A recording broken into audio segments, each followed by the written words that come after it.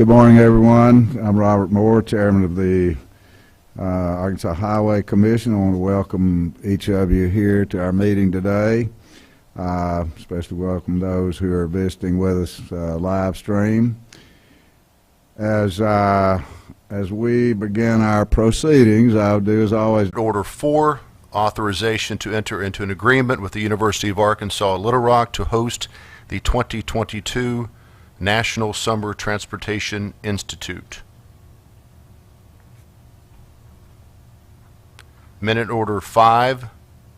This has to do with adopting a strategic highway safety plan for 2022 to 2027.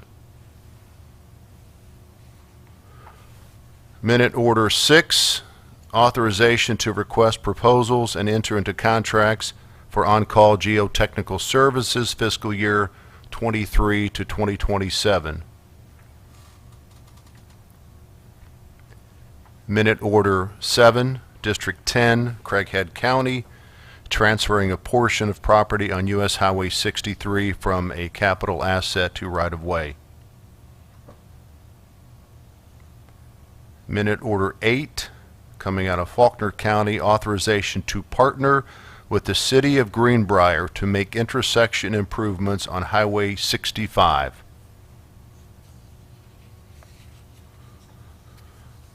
And finally, Minute Order 9, June 29th will be bid letting day. This minute order simply calls for that action. And that is it, Mr. Chairman. Thank you, Dave. Any questions, comments, commissioners? Being none, next we will move on to our revenue update. Our CFO, Mr. Patrick Patton. Patrick, you are recognized, sir. Thank you, sir. Good morning. Today we'll be going over the numbers through April of this year. May has not come in yet except for the sales tax, and I'll give that update here in a second. Looking at year over year for April for actual revenue for traditional sources, which is the motor fuel registration fee, permits, and other, we're up 13.7 million or 4%.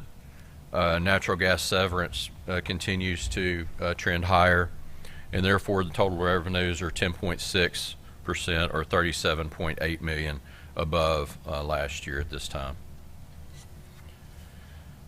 Turning to the next slide for budgeted versus actual revenues, you look across and we're 8.6% or 31.1 million above the projected or budgeted revenue for this year. The majority of that comes with the motor fuel and the natural gas severance increase. Going to Act 416 revenue year over year, April to April. It's pretty flat. It's 1.6 million over last year, or 3.3%. 26.1 million of that is gas, 22.4 is diesel, and the registration fees are at 2.1 million. Registration fees are staying flat also. If you look at budgeted versus actual for Act 416, you'll also see it's flat. It's 1.1 million or 2.2% above what we budgeted. Once again, the gas is at 26.1 million and diesel at 22.4. Moving on to the consumption numbers for April. Consumption for the month is gas is up 47 million gallons or 3.9%. Diesel's up 32.8 million gallons or 5.7%. Or overall, we're up 79.7 million gallons or 4.5%. If you look at the 12-month rolling average of consumption, which we've got both years there, it's at 7.72% higher than last year at this time, or 162 million gallons over consumption's up. Over gas is 106 million gallons of that. Yes. Sorry. What's the difference between previous 12 months and current 12 months? It's pretty much a 24-month period. So the previous 12 months are the rolling 12 months, Right. and then the current is this current rolling 12 months. So from April of 22 to April of 21, the previous column is from March to March. So you've got 24 months related there. You've got March of 20 through April of 22. Okay. Thank you.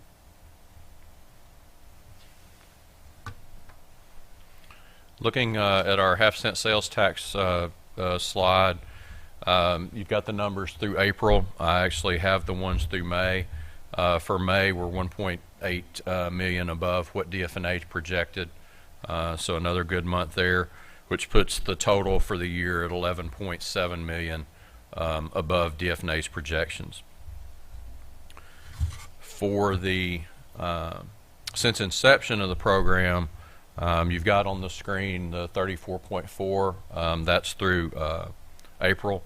Through May, it's 36.2 and 2.15% above DF&A's projections since the inception of the program. With that, that's the end of my presentation. Any questions? Good job. Thanks, sir. No questions. Director Tudor, Thank you. it's all yours now. Okay. Thank you very much. Thank you. Thank you, Patrick. And now I've asked Kevin Thornton to come and give you an update on federal highway and transit issues.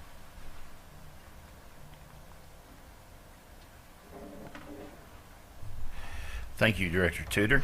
Mr. Chairman, Commissioners, it was not too long ago that Congress passed and the President signed the Appropriations Act for federal fiscal year 2022 of the IIJA.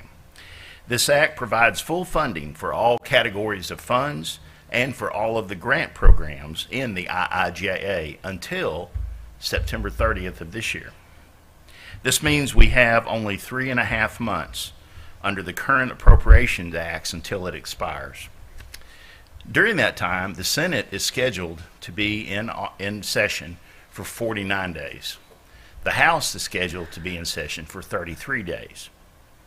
Congress and the President must take action by then to ensure that federal funds will continue to flow for transportation projects. As part of the effort to pass the Appropriation Act for 2023, House and Senate committees are currently working to resolve top-line defense and non-defense spending levels so that they can then begin to craft the 2023 appropriation legislation for all other areas of the government, including transportation. Now, there is still time for Congress and the President to reach an agreement for 2023. However, because Congress has not yet agreed to the top-line spending levels, it is doubtful that they will be able to reach an agreement by September 30th. Therefore, we are most likely going to begin the next federal year under a continuing resolution, or CR. A reasonable assumption is that the CR will be in place until at least the midterm elections, which will be in November of 2022. Not only will the appropriation legislation for 2023 establish the spending levels of the IIJA, it will also include the community-funded projects selected by Congress.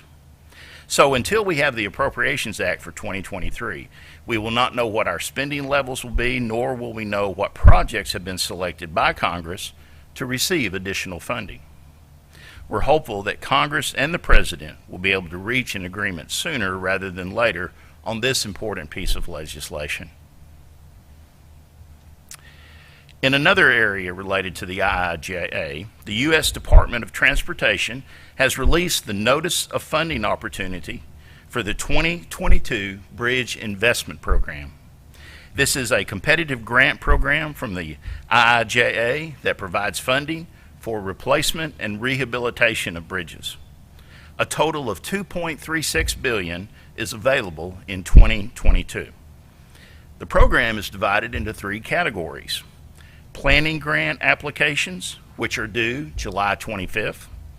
Large bridge projects, large bridge project applications, which are for projects of more than $100 million, they are due August 9th. And all other bridge projects, which are for projects less than $100 million, they are due on September the 8th. This grant program focuses on projects that improve the safety, efficiency, and reliability of the movement of people and freight over bridges. There are several agencies that are eligible to apply for funds from this grant program. They are, of course, state agencies, a metropolitan planning organization, or MPO, that serves an urbanized area with a population over 200,000, a local government agency, such as a city or a county, a federal land management agency, and tribal governments. The notice of funding opportunity came out late last week, so we are still poring over it to see what information it contains. And we'll be working with our consultant to identify the best application we have.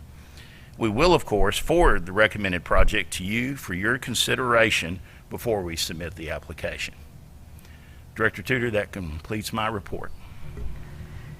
Thank you, Kevin. Do you have any questions? I do, Kevin, thank you. Just for my clarity. Is your mic on? Oh, sorry. Yep. Just for my clarity, Kevin, thank you for that presentation. Back to, I think if I understood correctly, the grants can be applied for by MPOs? That is correct. Local agencies? Yes. Or entities, I should say, like city or county governments? That is correct. Now, then you talked about how you're looking at projects to recommend. Yes. Will you be working with any MPOs, county governments, city governments for their applications? Will you be working with them? Are they on their, in other words, are they on their own to try to, they understand these grant opportunities are out there? Do they have that information? They know they can apply? That is correct. And, you know, I'm sure there How will do be... you interact, if at all, with any of those applications? I'm sure there will be questions, discussions between the organizations about that. You know, you're always looking for good partners on these type of grant applications, and that's something we always do on all of our grant applications. So those discussions will be ongoing, and these agencies know that they can contact us for questions, and we'll do our very best to get the best answers to them. Would they be applying for grants on any state highways at all, or would it be city or county bridges that they would be applying for? MPOs, for instance, what bridges opportunities would they be applying for? That's a very good question. That's part of the NOFO, the Notice of Funding Opportunity, that we need to dig into to see what all is eligible and be able to take all that into account to be able to identify the best applications. Yeah, I'll have to get back with you on that. Yeah, that's fine. I was just wondering if, for instance, an MPO in Northwest Arkansas wanted to apply for a grant on a bridge that was also a state RDOT bridge. Right. Would you both be working together to apply for that? And I guess that's what you're going to find out when you look more into. That's correct. And so that we'll look for that commonality, and I know that's been one of the areas that the U.S. Department of Transportation likes to see. They like to see partnerships on projects. Oh, okay. So we'll be working and seeing how we can take all that into account to present the best application for Arkansas. Thank you very much. Okay. Yeah. Thank you, Kevin. Now I'd like to give you a brief update on our efficiency review study recommendations and how we're implementing them. We're required to send a monthly report down to the Highway Commission Review and Advisory Subcommittee, or HCRAS, to in every month show what progress we've made. So our next report has gone down this week. I'll actually be going to the HCRAS meeting that's scheduled on Thursday to answer any questions they may have about it, as well as give other updates as needed. Because their meeting is scheduled for 3 o'clock on Thursday. We'll show that here in a minute in upcoming events.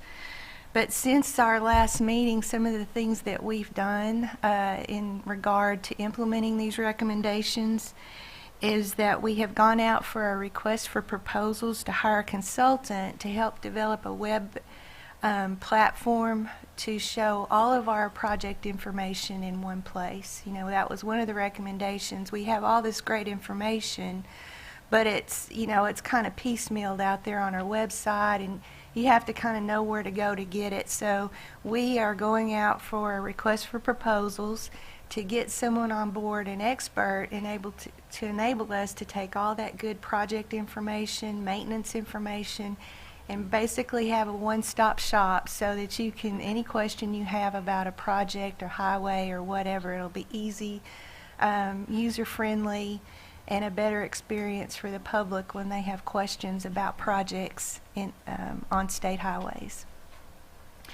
One of the other things that we've done, we have gone from basically a manual system for our purchasing, for our equipment, our supplies, and those types of things. That was pretty much done manually, and we have recently started an electronic system where about 75% of our bids that we accept for those different commodities are now electronic. So that's a step forward. All of our construction bids are electronic. We got there several years ago, 2 or 3 years ago, and now we're moving to get all of our purchasing electronic instead of manual. So we've made progress there, and that's taking care of one of the recommendations. And then lastly, of the big things that have gone on in the last month that I'd like to report on is our career path promotion program. This is to ensure that employees have a clear idea of how they can advance their careers here at RDOT.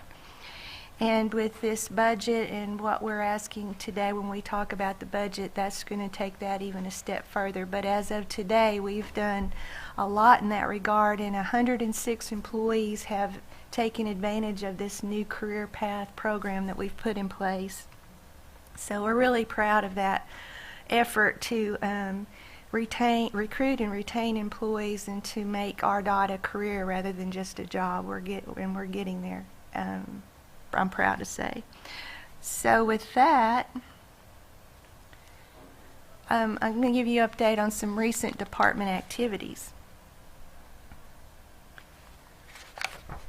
On May 3rd, since your last commission meeting, what we've been doing besides eating bonbons and Cheetos and having our feet up, you know.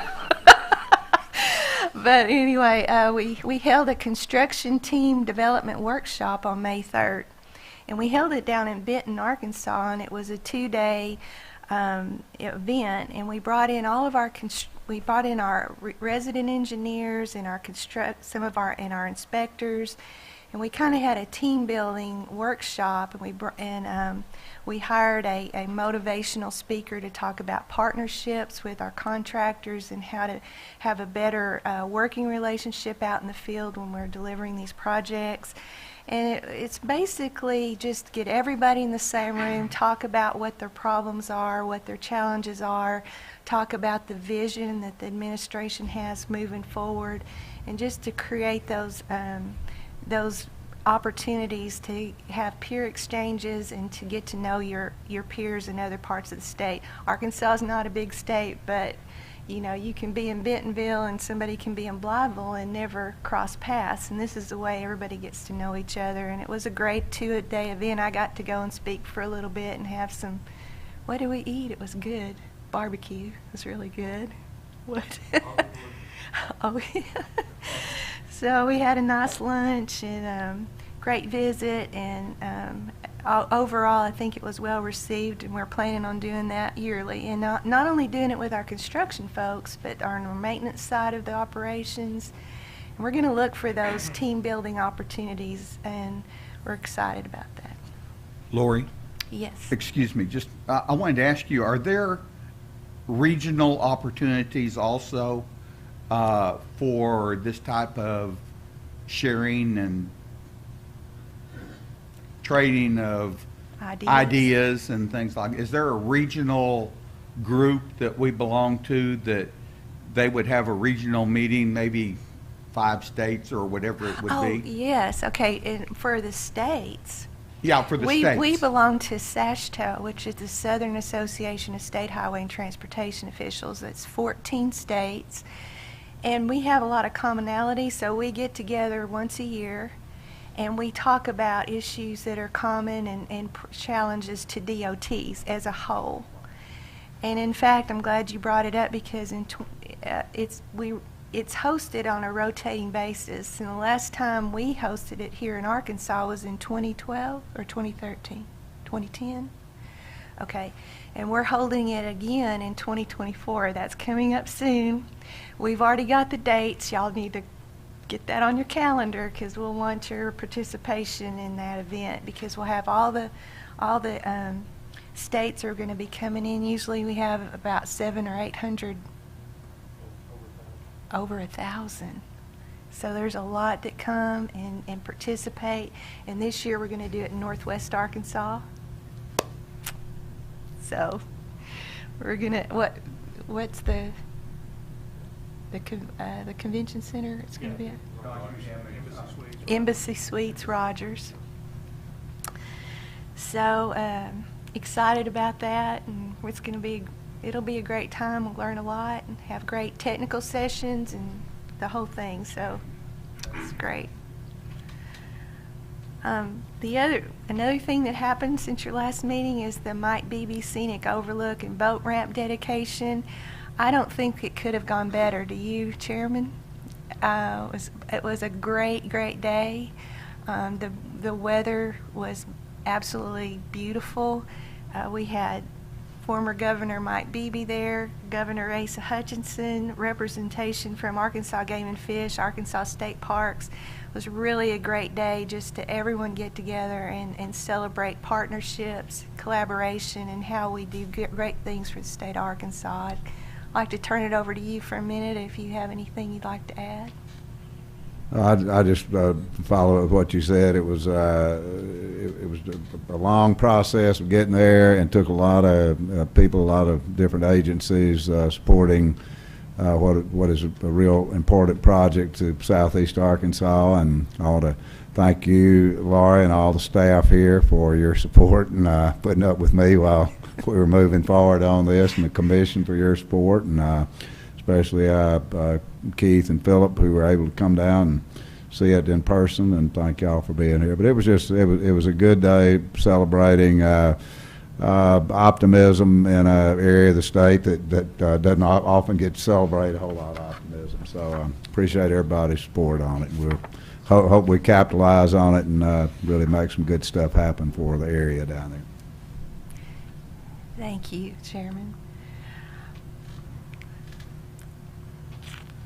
So on May 11th was the year anniversary of the closure of the I-40 Mississippi River Bridge, or the Hernando de Soto Bridge. And it was, you know, a moment to look back and see where we were and where we came and where we are today. And one of the radio stations did a presentation or a spot on their newscast about it being the 1 year anniversary, and I would like to play that for you now. It just kind of highlights how the department has moved forward in such a positive direction since that event. So I'll play that for you now. 1 year ago today, crews discovered a major crack in the I-40 bridge, closing the link between Arkansas and Tennessee for months. It was a crack that went unnoticed for years. This is forcing RDOT to find the fractures within the inspection system itself. Claire Kreitz shows us how it's now utilizing new technology to change the standard for bridge safety. 37,000 cars, trucks, semis pass over the I-40 bridge between Arkansas and Tennessee every day. Starting date Tuesday, May 11th, 2021, 13 hours, 57 minutes, 7 seconds. But on this day, This is 911 emergency. Do you need police, fire, or ambulance? Those wheels came to a screeching halt. I am doing a bridge inspection here on the I-40 Mississippi River Bridge. We just found a super critical finding that needs traffic shut down. We need to get people off the bridge as soon as possible. This critical fracture missed for years. It's like many events that affect your life. You'll probably never forget it. RDOT Assistant Chief Engineer for Operations Steve Frisbee says he's seen his fair share of emergencies in his more than 20-year career.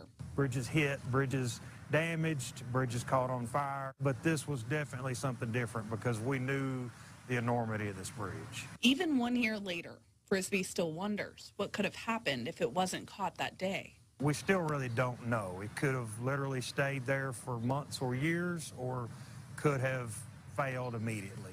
That near disaster exposing the crack in RDOT's inspection system. How did this get missed for so many years? That question leading to a complete restructuring of the program, policies, and training. When you have one weak link on such a serious thing, you've got to be prepared and have fallback plans. One of those fallback plans? It was drone footage that could verify how long that crack was there. Getting extra eyes in the sky.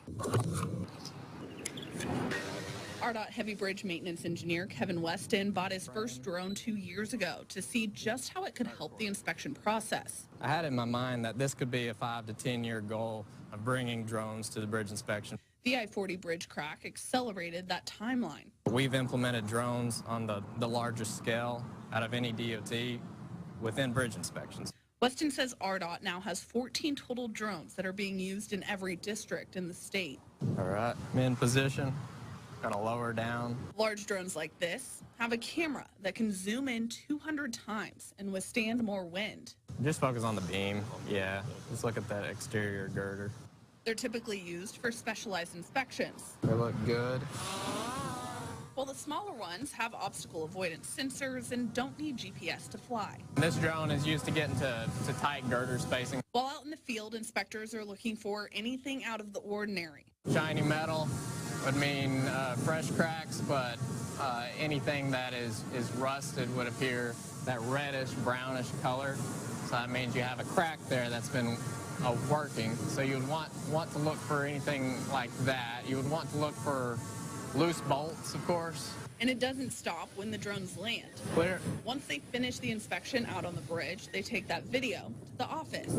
And watch it on your larger monitors. It's all to make sure nothing goes unnoticed. Taking all your notes, putting it in your bridge inspection report. And part of that is if you see anything in that video, all right, let's go back out and let's confirm something. Weston says this is just the beginning of RDOT's drone program. I envision that one day every bridge inspector will have a drone in their truck like they have a hammer, a ladder, binoculars. Bridging the gap between an almost catastrophe to the future of bridge safety.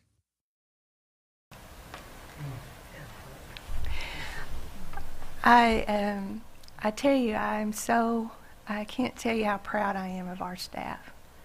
And in this particular interview, Steve, where are you? You did an excellent job, and Kevin Weston, I mean, definitely this was one of the biggest challenges RDOT has ever faced, and the staff just rose to the occasion, and we are better than we could ever possibly hope to be today, and we continue to try to be better. As you know, we've hired a consultant to come in and look at our program to see if there's any other new technology we may not be aware of, or different methods, different best practices that we might not be aware of.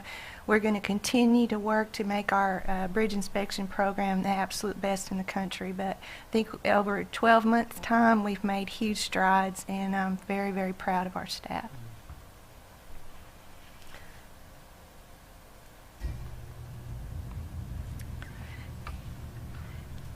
Okay, okay, we had a great day in northeast Arkansas on May 20th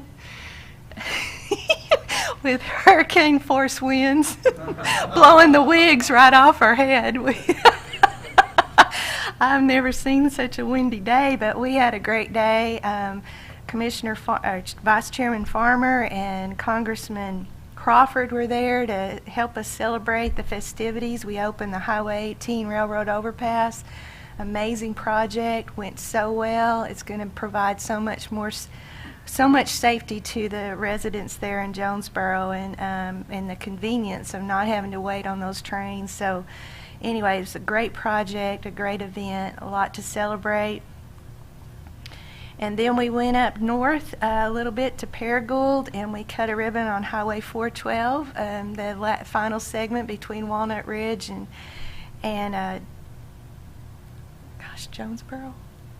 I'm forgetting Paragould, I'm sorry. Between Walnut Ridge and Paragould, that Highway 412 is now a completely 4-lane facility all the way through there, a connection which is very important to the area. Enjoyed the day with both Commissioner Farmer and Congressman Crawford. It was a great day, so I'm going to let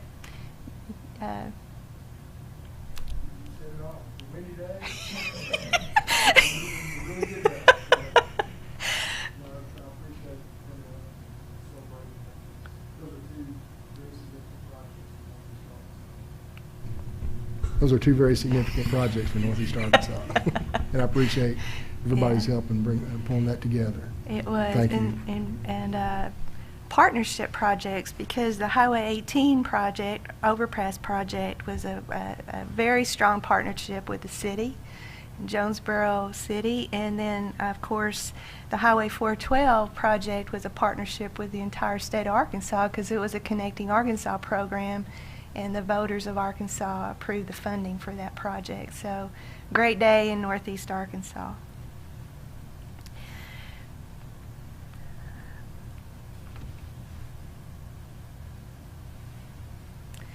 We held on May 24th, we held the Transportation Research Committee Conference. We had more than 300 in attendance. We have a section, our research section, that puts this on every year, but we haven't done one literally in person since 2019 because of COVID.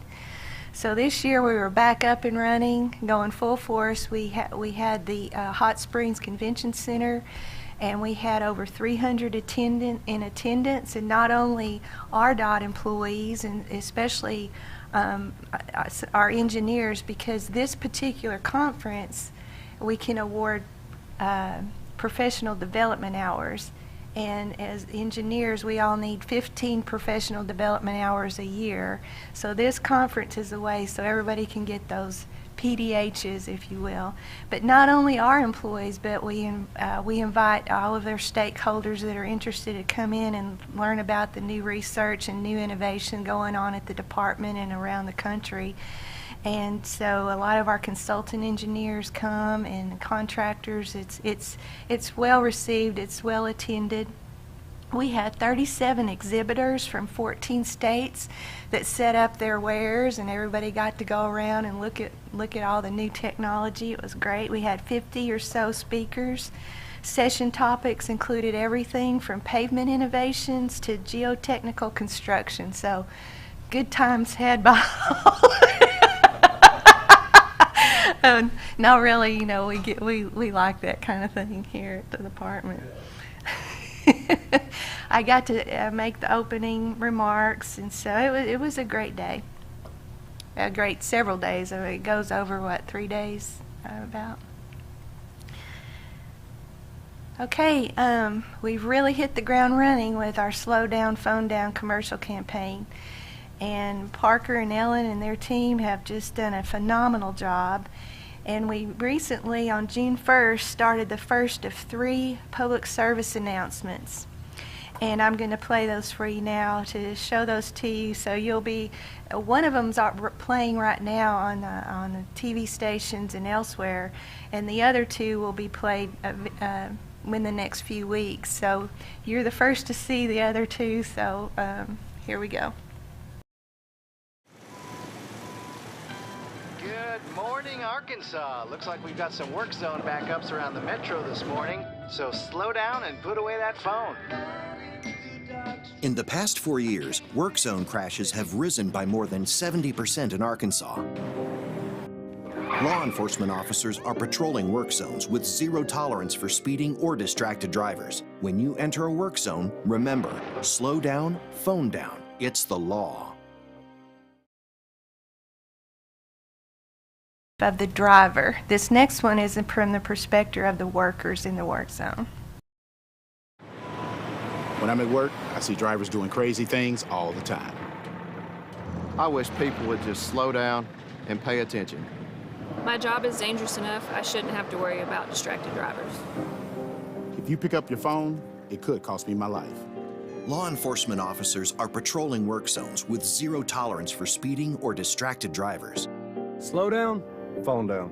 When you enter a work zone, remember, slow down, phone down. It's the law. And finally, this is from the perspective of the family. Daddy reads my favorite book to me every night. My mom is the best soccer coach ever.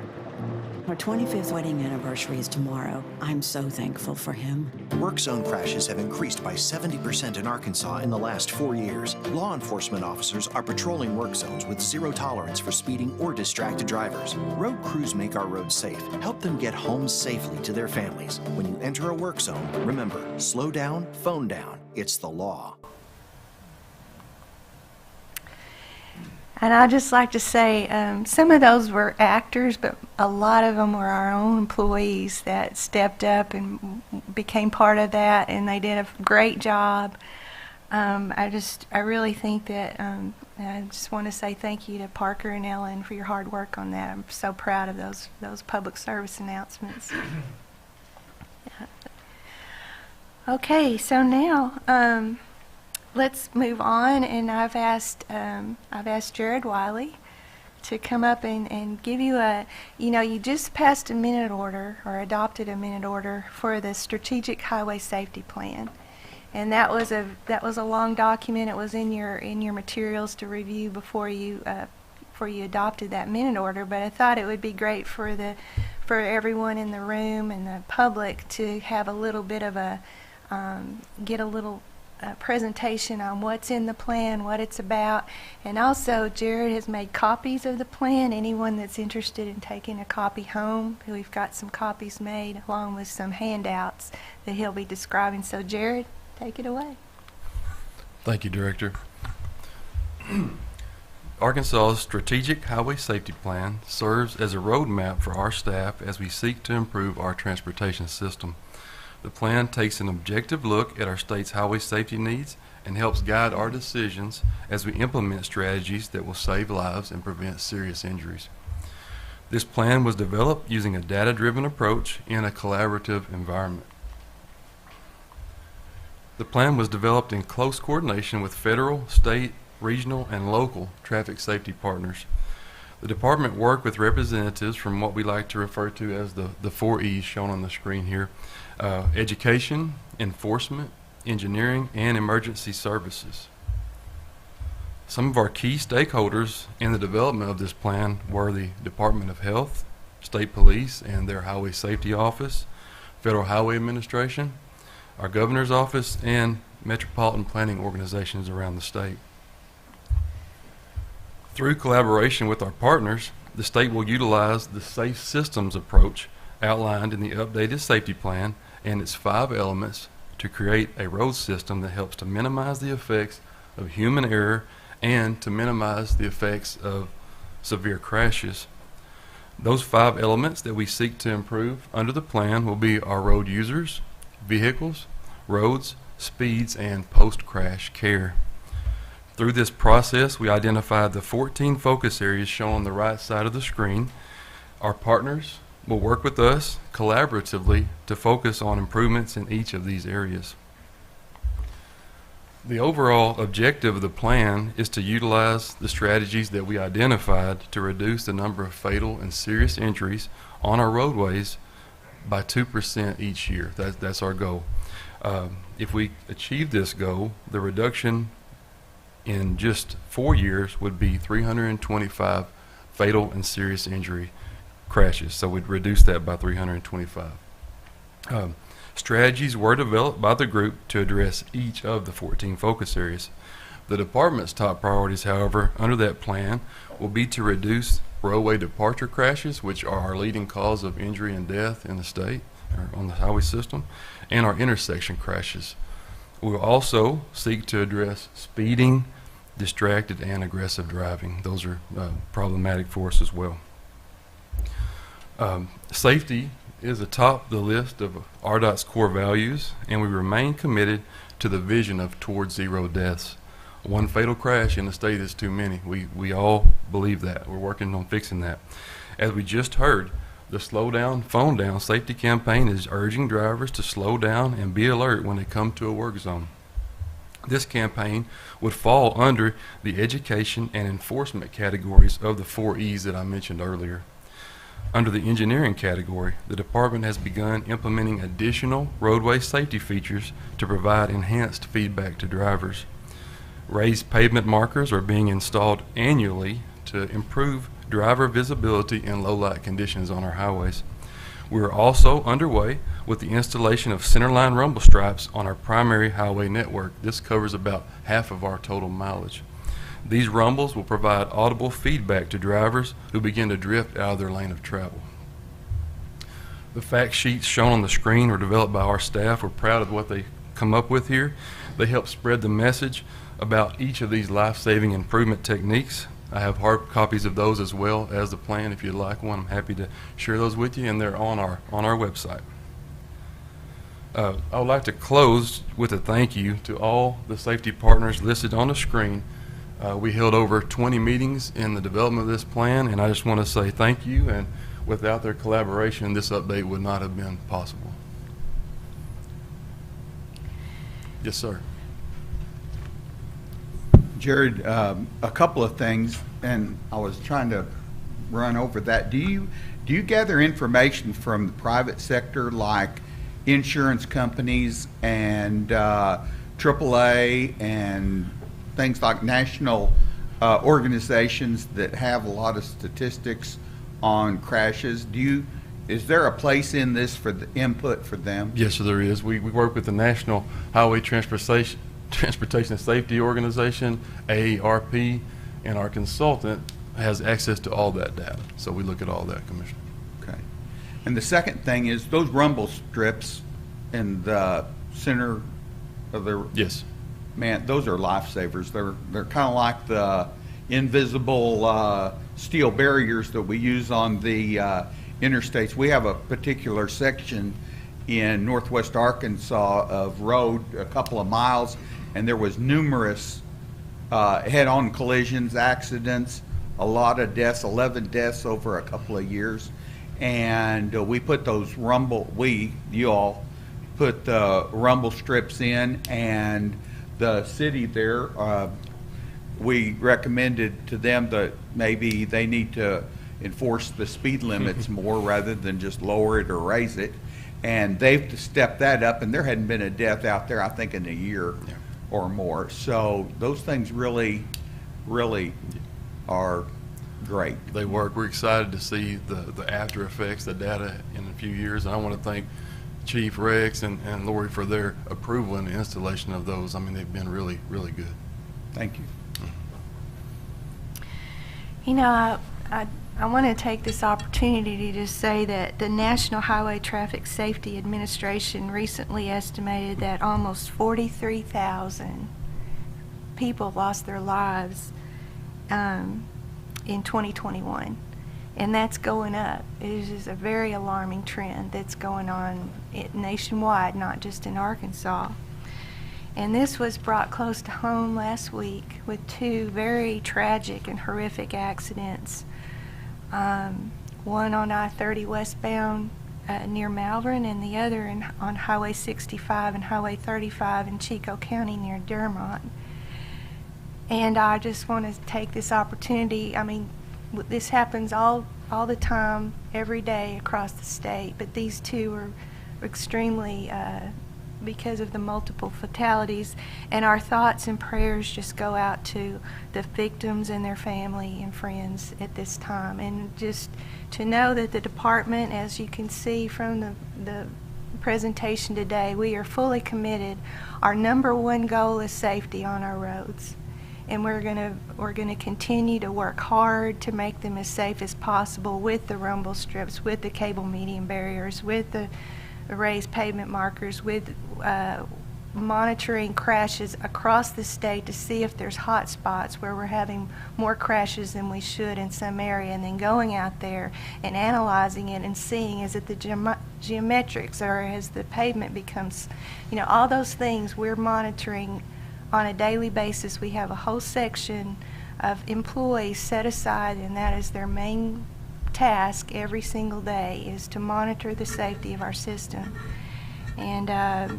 And then on top of that, with our Arkansas Highway Police, to try to continue to educate the public and to reduce, distracted driving and speeding and aggressive driving. So with that, I just wanted to close that part of our presentation today on safety.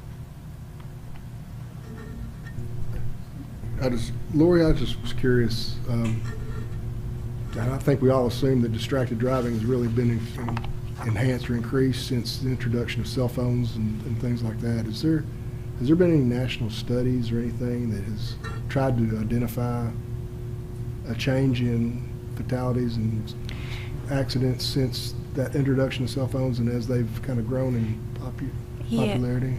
Yes, there has. There's been a lot of national studies. This is a great concern across the nation by the DOT, the national DOT.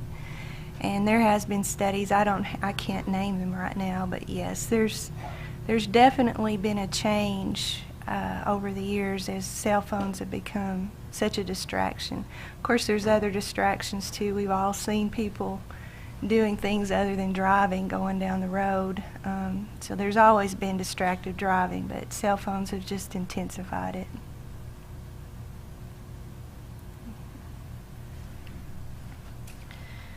Okay, consultant selection for on-call surveying services. We went out for we asked for letters of interest and received those for consultants that would be able to do some on-call surveying services, which include, let's see, where is that? Okay, these consultants that we want to get on our on-call list would perform surveys, photogrammetry, and land title abstract services.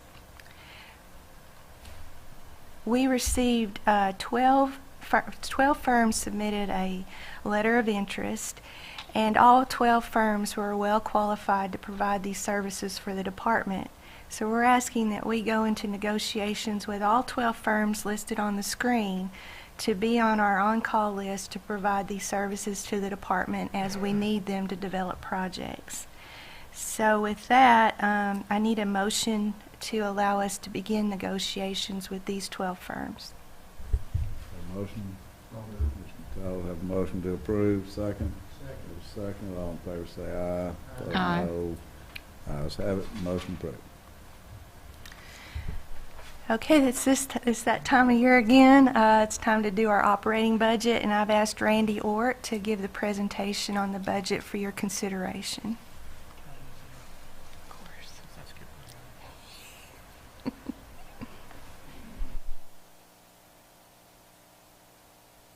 Thank you, Mr. Chair, Madam Director, Commissioners, and good morning.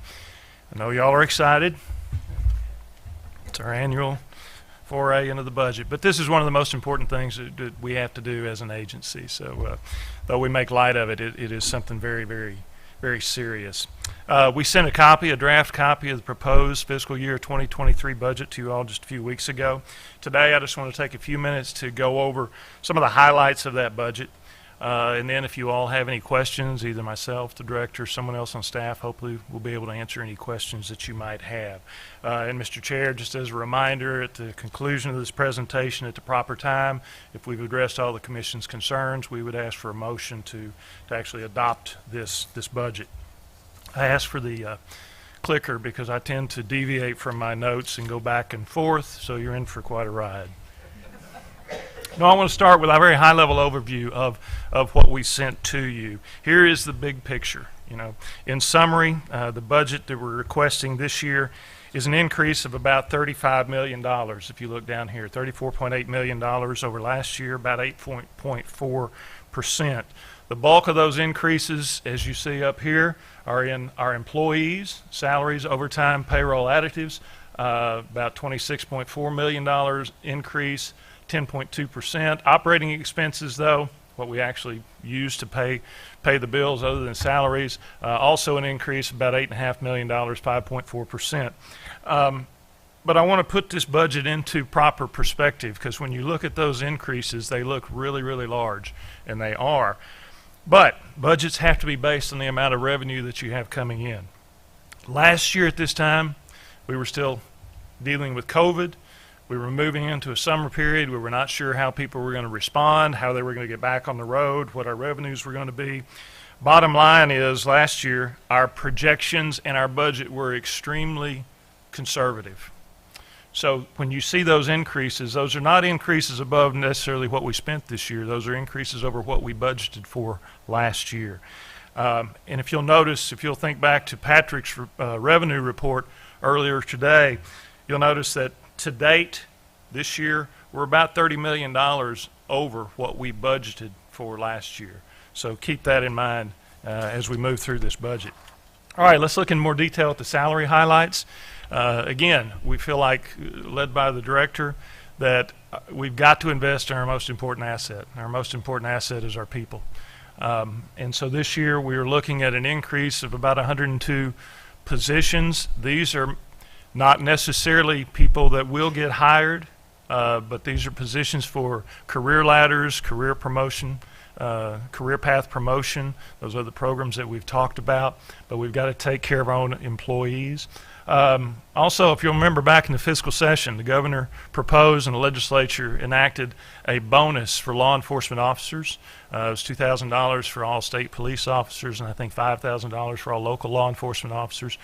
We want to implement that same bonus for our highway police officers, $2,000 per officer, beginning in the new fiscal year.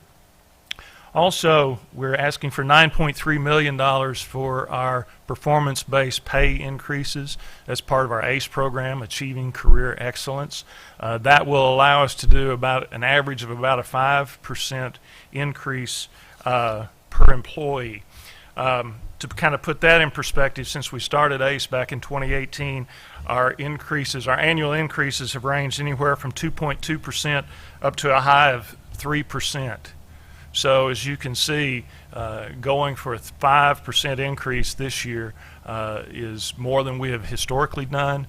But with the labor market being what it is, having to try to keep pace, to recruit, retain, train our employees, we feel like this is a very, very prudent use, and we're very thankful for the director's direction in that regard. All right, let's look quickly at our operational budget. Again, we're asking to increase our maintenance budget for our districts by 2% per year. This is something we started doing years ago. You know, what our crews do out there day-to-day basis, filling potholes, mowing, addressing needs on the roads, that is something that is never ending, and we want to make sure that we don't fall behind there. So we historically have a 2% increase there. We still are catching up in IT. Charles has done a great job. Charles Brown, our division head down there. We have beefed up our infrastructure that we have in place. We've been able to beef up our staff there in recent years, but we still have work to do. Our maintenance management system you see referenced on the screen, you all recently gave us approval to move forward with that. That will also help fulfill one of the Guidehouse recommendations, a human resource information system that we're working on. We utilize a lot of AASHTO-ware software, so continuing the license work on those, things of that nature. So IT remains a very critical part. We've done a lot to catch up, but we've got to keep moving, and we think that's a very valid investment for the department. Also, our inclement weather reserve, you remember every year we have about a $5 million reserve in there for salt. This year we're asking for that $5 million reserve for salt, plus $2 million to replenish what we depleted last year. So an increase from $5 million to $7 million for that operation. So let's look real quick at our revenue sources. As I mentioned, we're asking for an increase over what we budgeted last year. But this year, what we're projecting is from our traditional sources. Remember, that's the per gallon tax on gasoline and diesel. It's also registration fees, permits, penalties, natural gas severance tax, and interest. We believe that's going to come in about $463 million. Act 1 of 2016, I think we all remember what Act 1 is. That is what we get from the Securities Reserve Fund. The fuel tax increases that were part of Act 416 are shown in the traditional revenue. All that's shown here, the $20 million, is what we get from the Securities Reserve Fund. Act 1058 of 2021, if you'll remember a few years ago, the legislature decided we could have 25% of the general revenue surplus. Well, they changed that in 2021 to cap what we could get. We get 25% up to $50 million. So we still are budgeting to receive that $50 million from the general revenue surplus. I'm sorry, I messed up earlier. I said Act 416 on that second line. I'm sorry, it's Act 1 of the 2016 special session. That's where we got the securities fund. Act 416 revenue, let me back up. Act 416 revenue is a 3-cent and 6-cent increase per gallon on gas and diesel, as well as the casino revenue and the registration fee on hybrid and electric vehicles. That we're projecting to come in at 96.1. So we're projecting total revenue this year of 629.4. Last year we projected our revenue at 599. Our revenue this year is going to come in just over $630 million, we think. We still have a few weeks left in this year. So basically what I'm saying is, while we're up quite a bit, or what we're asking for from what was projected last year, we're actually keeping our revenue projections flat for this year. Okay? I know there's some concern with increasing fuel prices. We're trying to take that into consideration. We're already in the summer, kids are out of school. I don't know of many folks that are changing their travel plans just yet, but that's certainly something we're going to have to watch. Very also interested in natural gas severance tax. It came in over $10 million, excuse me. It came in, what, $15 million higher than what we had projected last year. We're projecting that to continue. It came in about $35 million this year. We're projecting that to be in the $25 to $30 million range next year. So bottom line is, we're keeping our revenues flat. State funds that were committed in this budget to operate the department, you'll see $411 million. Keep in mind that is the state funds. You're going to see you saw a different number, and I'll go into that in detail in just a minute.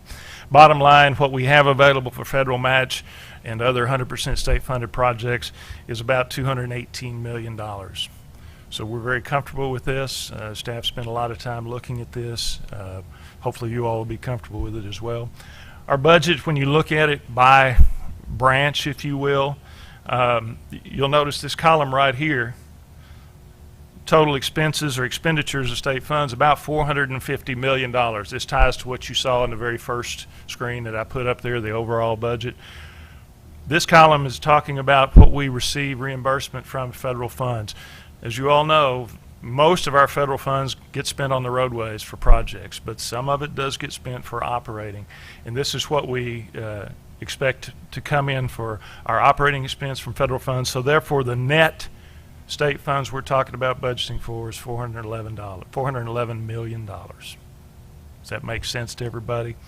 But you can see here how it's broken out by branch to get to that $450 million. We gave you much greater detail on what we sent you, and again, we'll be happy to take questions if you have them. Question. Yes, sir. On that previous screen, Randy, if Yes, you'll, okay, just so I'm clear on this, the total projected revenue of 629, is that all state funds? That is all state funds, yes, sir. There's not no the federal funds in that? No, sir. All. No, sir. Okay. That's what we expect to receive from all of our state sources. Is there a presentation later on how much we expect to receive in federal funds? When we talk about federal funds and funding projects, that's when we go through the STIP. Not at It's all not in the budget, referenced in the budget at all? Yeah, this operating budget is state funds. Yeah. And then when we talk about highway construction, that's the big budget for all the projects, and we'll do that at a different time. Thank you. Mm-hmm. Okay. So bottom line in closing, this is what we have polled the districts, polled the divisions, gone through as a staff. This is what we're proposing, a $450 million budget to be offset by some of the federal funds. That's why 411 will be the net effect. But this is what we budget for. Again, these increases look rather large, but keep in mind that's compared to what we budgeted for last year. We're also projecting revenues to be steady this year, to be flat. We're not projecting an increase in revenues based on what we received. You know, back in 2013, we had a major snowstorm. Some of you will remember, and we got called in front of the legislature because it was more than we could handle in Northeast Arkansas. And it was at that point, that event, that made us increase our investment in our equipment. We had equipment that couldn't even hold up a snow plow to plow a lane up in Northeast Arkansas. And we increased, since that time, we've increased our equipment budget from $12 million annually to $20 million annually. We've had other events that have happened. We're now investing more in our facilities. You know, not only do we have our employees, but we got to give them equipment to work with. We got to have places for them to work from. We got the beautiful new District 4 headquarters a few years ago. We now began the process of a new District 6 headquarters that you'll see in budgets coming in future years. So we're investing in things like that. This year, I like to think of this is the year of the employee.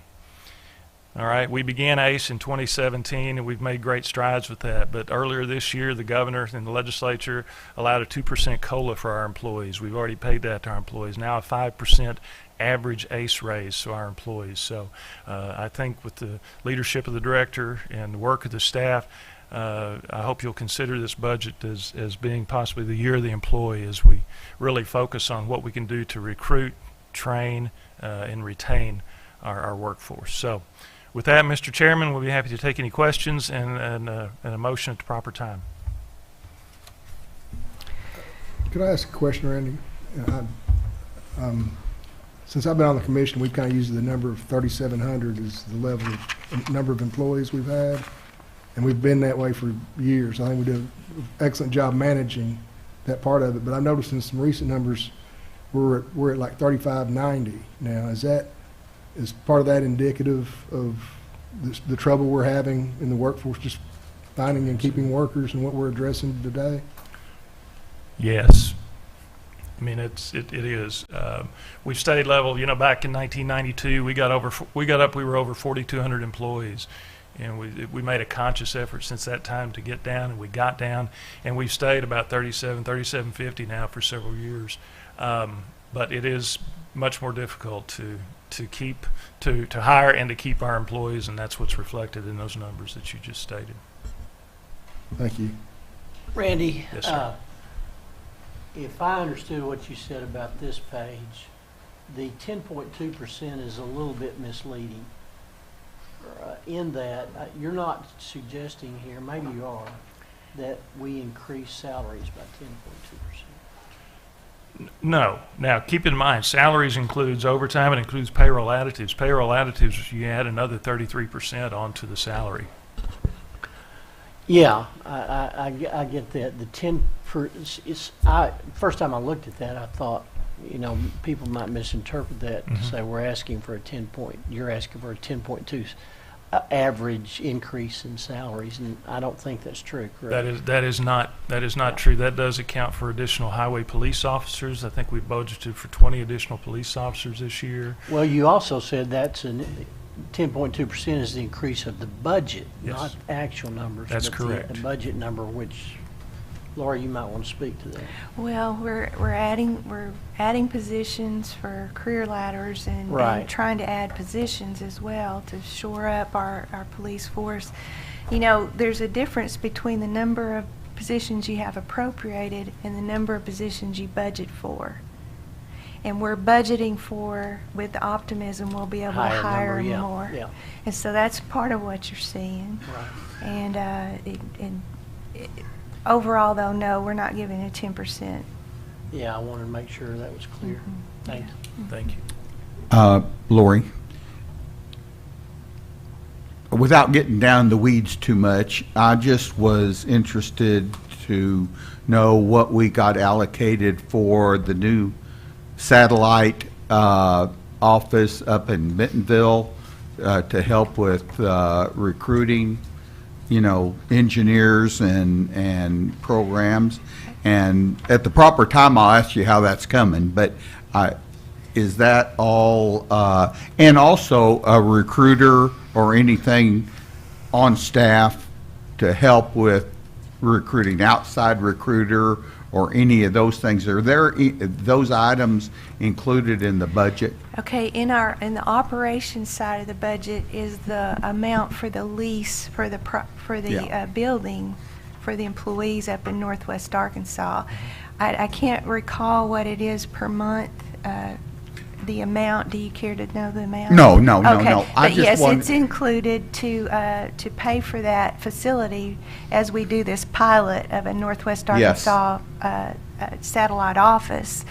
As far as a position created for recruitment that goes above and beyond what we do today, or possibly getting a recruitment firm on board. That hasn't been discussed because if we add another position of that nature that's not currently appropriated, we'll have to go through the appropriations process, which we're going to start soon. And as we go through that, we'll make sure that position is included and then we take that to you, to the commission. If you approve it, then it goes before the legislature, and then they approve it, and then we'll have the authority to hire that new position, that new title at the department. Thank you. You're welcome.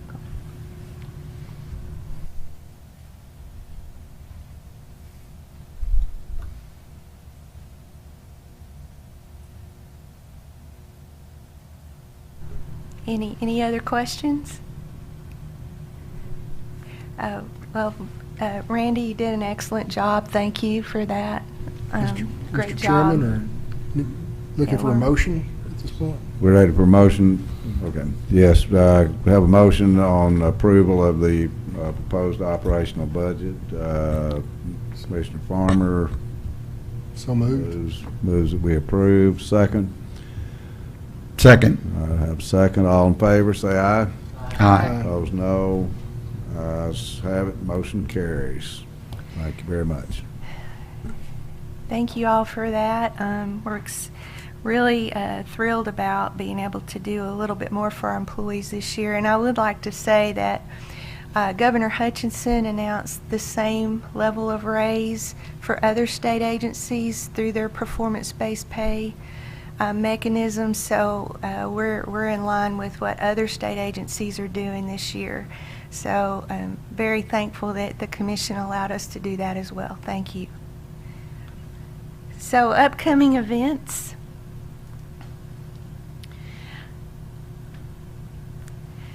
Tomorrow, I will be participating with Vivian Wong, our Arkansas Federal Highway Administration Division Administrator, and we're going to be on a panel to talk about partnerships between division administrators from Federal Highway and the DOTs, because I think we've become a model for how well we get along and work together. And so I'm excited about that. She's been an excellent partner to the department as we've moved through some big challenges. The I-40 bridge, when the 30 crossing ruling, then we had to realign funding, and she helped with the federal part of that. And so she's really been a great partner to us, and I'm sorry that Pete left before I got to say that. But anyway, I'll be participating on that tomorrow. Vice Chairman Farmer, you're going to be talking to the Kiwanis Club of Jonesboro tomorrow as well. So then on June 16th, you'll be talking to the Jonesboro University Rotary Club. So you're on the circuit this week.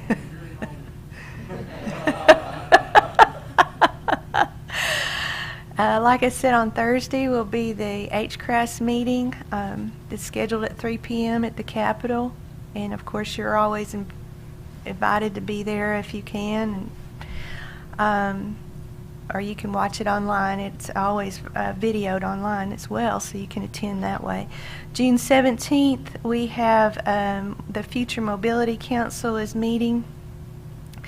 The subcommittee I'm on, part of that council, is meeting to talk through some things on Friday. Let's see, on June 20th, there's an Osage Creek Bridge ribbon cutting that I'm going to be participating in at Siloam Springs. We've been in contact with you, Commissioner Taldo. Are you going to speak? He's been invited to speak. We're hoping. I'll get with you later.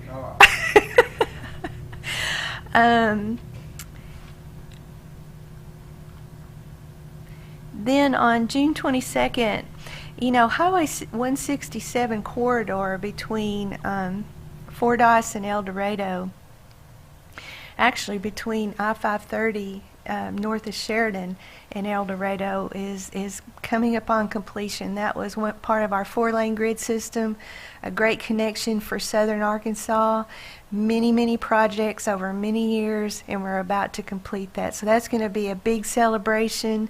I know former Commissioner Madison Murphy, I've already talked to him about that, and he's excited about being part of that celebration. So it'll be a great day for southern Arkansas to talk about the connectivity that has been achieved over the last several years, especially on Highway 167. June 23rd, we'll have the state rodeo finals. And I'll be there, and hopefully Commissioner Holder will attend, and I would love for all of you to be there. It's a great day on the grounds with the employees, and they show their skills on that big equipment. And I promised this year I would get on one and show my skills, which are 0, but I don't know if I'll have time to practice between then and now, so I may not do that. We'll let Commissioner Holder do it. Wear your jeans that day. And then we have July 13th and 14th before your next commission meeting, a big event focusing on I-49 in western Arkansas. Commissioner Gibson will be helping it. Well, Good Roads is hosting it. And we're really going to have a big event there to talk about I-49 and the progress that we've made towards that corridor.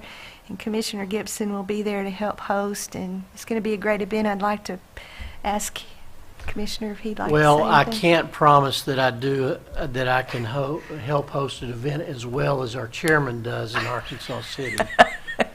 It won't be nearly as highfalutin as that. But I'll tell you, we're looking forward to it. The region, River Valley region's looking forward to hosting the commissioners, and I appreciate all of you coming. And I think you'll find it not only informative as to the future of I-49 and how that's going to affect not only the region but the state, but also entertaining. We're going to have a good time with everybody there. So look forward to it. I'm looking forward to it too. And hearing from, while I was on vacation, I talked to Joe Quinn, the director of Good Roads, who's talking about the agenda, and it sounds like a great agenda. It's going to be a great day. Yep. Great afternoon days, and morning. So, yeah. All right, other business and discussion. We are the proud recipients of 3 Asphalt Pavement Alliance Perpetual Pavement Awards. It's a mouthful, isn't it? There's 3 categories. This is the first year they've had 3 categories, and we're one of 2 states nationwide that won an award in all 3 categories. So very proud of our staff, proud of the work that we do. The first one is let's see if I get this right, the Perpetual Pavement Award by Performance. And this is by performance. And let's see, Perpetual by Performance means that the pavement is at least 35 years old and has not suffered a structural failure and has had an average interval between resurfacing of no less than 13 years. So just a good solid pavement that's just needed at least every 13 or more years, a surface treatment. So the one that won that award was a segment of Highway 9 in Stone County. The perpetual award by design is to recognize a newly designed and constructed asphalt road built over a new or reconstructed subsurface. So basically a new road. And this was selected, we know the nominations are made, and this was selected as an award winner for a segment of I-49 in Benton County. And then finally, the perpetual award by conversion is to recognize new asphalt roads that are constructed over an old road and how well that's worked out. And we won that award for a segment of I-530 in Jefferson's County. So 3 awards, 3 different categories, all perpetual pavements. So we're proud of that work and that to be showcased by this national organization. So with that, I will conclude my report and hand it back over to you, Chairman. Yes, sir. Commissioner Taldo. Lori, I just wanted to ask you on that accident on I-30. I know we have some kind of system that runs along the interstates as an alternative route, I guess you'd call it, and we've got a name for it, and I don't even know what the name for it is. The frontage road? Oh, critical service road. Right. Yeah. And in the news, there was information about all these big 18-wheelers and everything tied up there, and they were having to bring food and water to them and all this. And I started thinking, well, number one, is there an alternative route along I-30? And number two, did it work? Well, for that segment of I-30,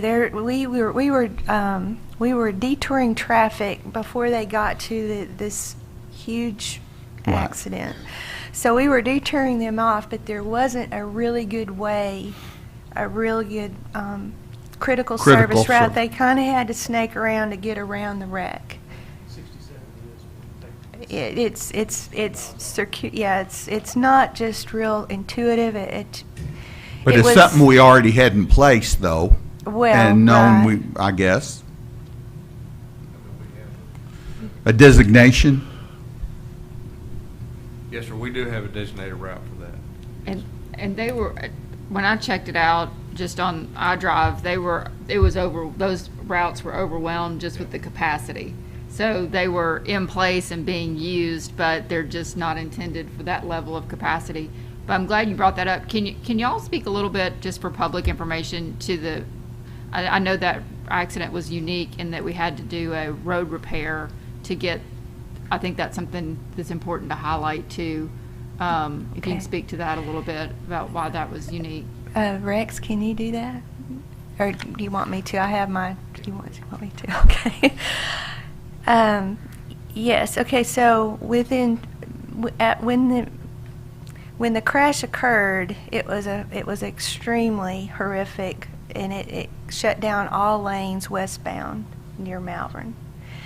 And I'll just read you some of the highlights here, as it's pretty telling of how horrific and tragic it was, and what it took to get those lanes of traffic back open. But you know, earlier about 12:45 p.m. that day, there was a minor crash, but there was a big thunderstorm that moved through, and that minor crash caused a queue or a backup. And then this big thunderstorm came through, and the visibility was very, very limited. And so at approximately 12:50, 5 minutes later, this multi-vehicle crash occurred.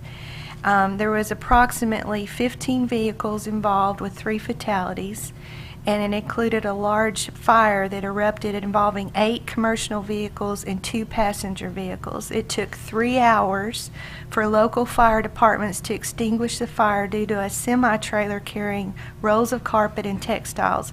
The traffic backup following the minor crash, along with the minimum visibility due to the severe storm, was most likely the cause for the crash.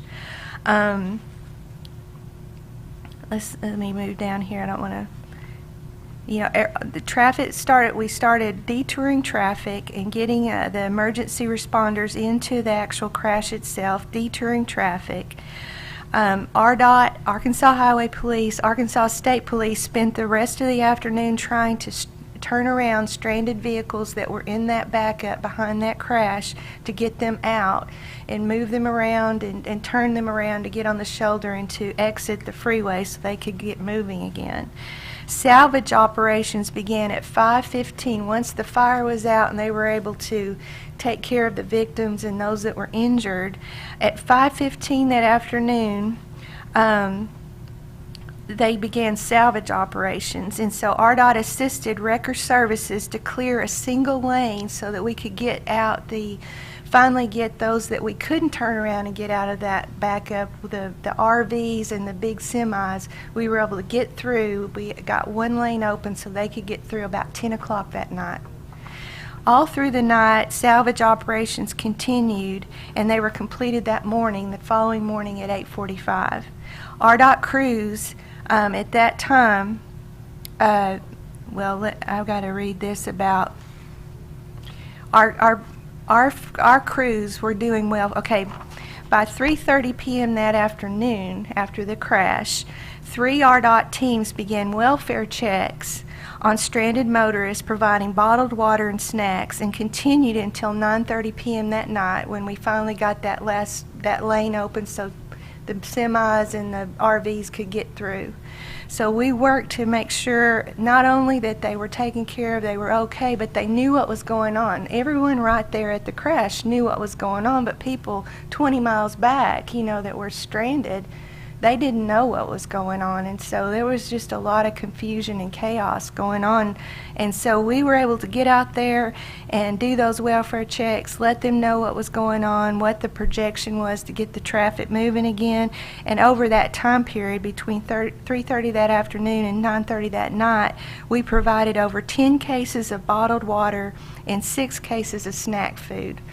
And I will just say, I was out of the country actually when this was going on, but to hear, I was talking to Chief Holmes and everyone, and the fact that they were working so hard to try to minimize the impact of those that were affected by this crash, that weren't part of the crash but were just stuck, meant a lot. And I'll thank you for our last commission meeting, the $1.5 million for that traffic incident management center that will help to train first responders. This just is another highlight of why we needed that so bad, and I appreciate the commission allowing us to participate in that with the state police, and so that these kinds of things unfortunately happen, and we just need to do the best job we can to minimize the impact to everyone involved. So appreciate that. And so anyway, that next morning, once we got everything cleared out, our crews began milling and removing damaged asphalt at about 9 a.m. that morning. And so they were milling all that out, and they began paving at 12:15 p.m. And they finally got that done. They were able to open up the lanes again, and then they continued to get one lane open, and then they finished up the shoulder and the other lanes. And at 6:08 p.m. that day, we were able to open up all 3 lanes of traffic. So within 25 hours and 15 minutes, with the hard work of our crews, I'm so proud of them all and everyone involved, Arkansas State Police, the wreckers, tow service, salvage, all of those things. But especially our crews that got out there and worked hard, and it was not without challenges. We had a breakdown in the asphalt plant twice, is that right? Trying to get the asphalt there. We had a breakdown in some of the equipment, trying to get the equipment there to actually do the work. Just one thing after the other, but they just met those challenges head on, and I think their performance it speaks for itself. And we've been watching social media, Rex has for sure, and overall the public was very receptive to our efforts. Is that true, Rex? Yes, just in watching the public was very appreciative of the efforts that we put out and recognized the hard work and really the speed that we got things back open. Yeah. Okay, well, that may be more than you wanted to know. but- No, I just wanted to highlight, I knew some of that story and just wanted you to highlight the efficiency that, and the complex issue of that accident. I thought it was just the perfect storm of terrible things happening and how well everyone handled it from every level of the staff and safely too. You know, beyond the initial accident, there were not any safety concerns after that, and I think that's important as well because that's certainly a dangerous situation. So Absolutely, very dangerous. just want to commend everybody on that. Thank you. Thank you. Lori, I just want to kind of extend this meeting a little longer, but I wanted to say that same day that took place, or it was, I can't remember if it was the same day or the next day, I was coming up Interstate 40 from Northwest Arkansas up to here, and it was similar conditions, fog, rain, and we had a Okay, Director Tudor, this has been a sort of remarkable day. That was obviously a horrific accident, a great report on the response from RDOT. Want to thank you for your leadership and thank Deputy Director Vines there in his capacity of overseeing, and Deputy Director Ort. And I know both of them have other titles. I can't remember what they are, but I know they're important. But you know, as you were commenting on the anniversary of the I-40 bridge incident and closure and all that entailed, and the technology that's been implemented since then, it's just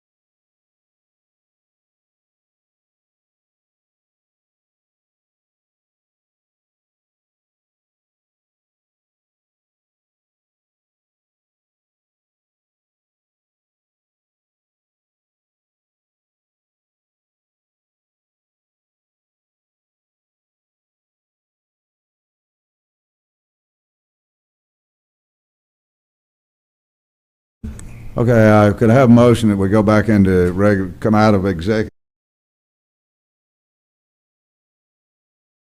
All in favor say aye. Aye. Ayes have it. We're back in regular session. Is there any more business before the commission?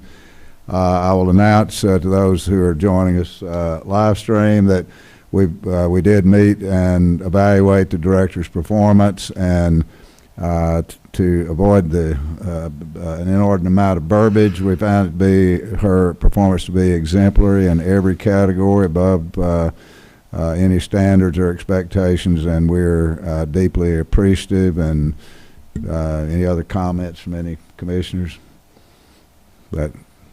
Yes, sir. That's it? That's it. Thank you very much, Director. That will conclude our meeting today. Thank you very much. You need a motion. No, Never mind. never mind.